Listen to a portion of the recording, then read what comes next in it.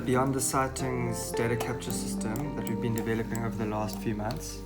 And it's a really neat tool because it allows guides and anyone working or moving through the property to record what they've seen once they've finished their game drive. Often when you're on drive, you don't want to be fiddling with phones or tablets or devices. So far we've set it up for Phinda and Munyawana and for Ngala too. Those are the two loaded sites.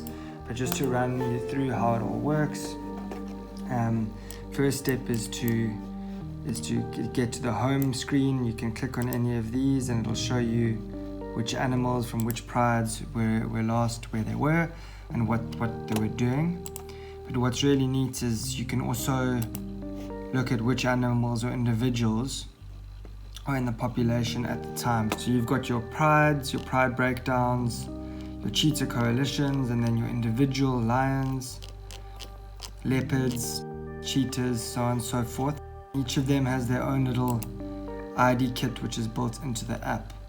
And what it gives you is a little bit of spot patterns, so you can see quite clearly over here to be able to ID the specific individual.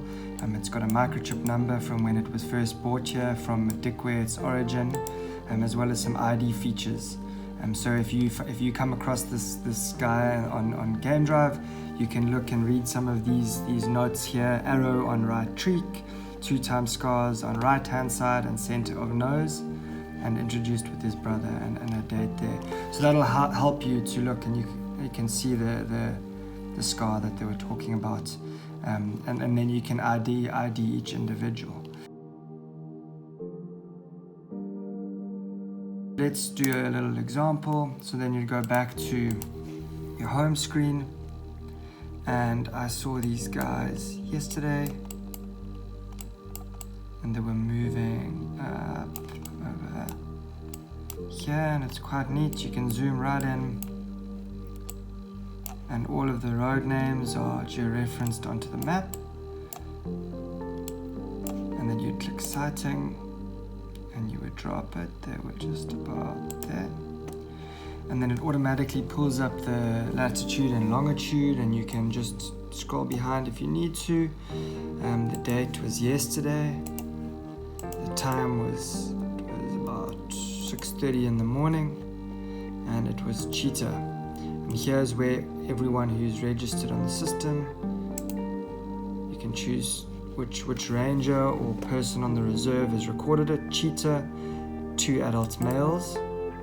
Identify the coalition, they were the south males. And you can click here to go back to that ID kit, which will show both individuals, which is automated, which is really nice. And then it automatically filters the 2 south males to give you their unique ID numbers.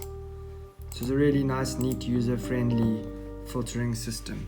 And they were resting, and they were resting while moving north on territorial patrol. And then you would save the sighting. Boom. And now that record has been captured, and at a clicker of a button, the administrators on the group can then collect that information. What that allows us to do is we can report on it per species, lion pride or individual, coalition. So for instance, we can go lion prides, and we can look at where they've been over the last month or the last 6 months. And you can see the prides are written down here at the bottom, and you get a really nice infographic of where the different individuals and prides have been moving. So very user-friendly and gives us a lot of really cool information. And we can do that for the lion prides, the individuals, and as well for leopards. The leopards themselves also have ID kits. So you can click on the ID kits and you can see we've nicely color-coded each leopard's identifying features, which allows us to track individuals. A little bit of a history about the mother and when we thought it was born.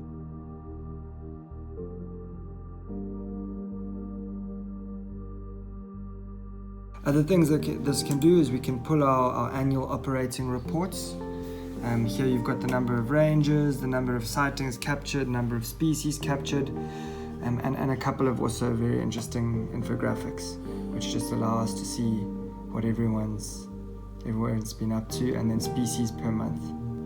Also have our prey species per predator. So it's really nice that this is all automated, and at a click of a button you can get this information. You can also view the data, the raw data, and also as an administrator I can easily, if I have a researcher or a student who's looking to work on a certain data set, I can export it into Excel or into a shapefile that I can use in a mapping software program. So it's all stored in one place. We currently have about 20 registered research projects, most of which are using large data sets that have been collected historically, as well as the data that we're still currently collecting. So this has made my job a lot easier when I get requests or research registration forms that we approve, and we take on new projects. It's now a lot easier to find the information. So far we've got it for Phinda and Ngala, and the guys have been using it quite extensively up at Ngala too. And we can see 16th of May, 3 days ago, they had the Makoti male, and we're still going to get them. There we go. There's a nice little picture of the Makoti male, and you can see he's been recorded in 2 places. So over time, we're hoping to see these data sets grow even more and get some really nice movement maps from these species. From an ecological point of view and a data collection point of view, it's incredible, because historically we've had a whole lot of different data sets and different methods of capturing data for different projects and for different people in different formats, whereas now we've got it all consolidated in one place. And because it's web-based, that data is immediately available for whoever needs it. Up until quite recently, it would be having to email this person or that person, Dropbox. We now have everything stored in one place. And what we've tried to also really do is make it user-friendly and interactive, so that it's not just from an ecological point of view. You know, it's guest-friendly. You can use it to add to stories. So it's got a couple of components, but in terms of how we use it as a monitoring team and to get information we need to make management decisions, it's a click of a button for everyone on the system. So in terms of ease of access to information, it's helped a lot.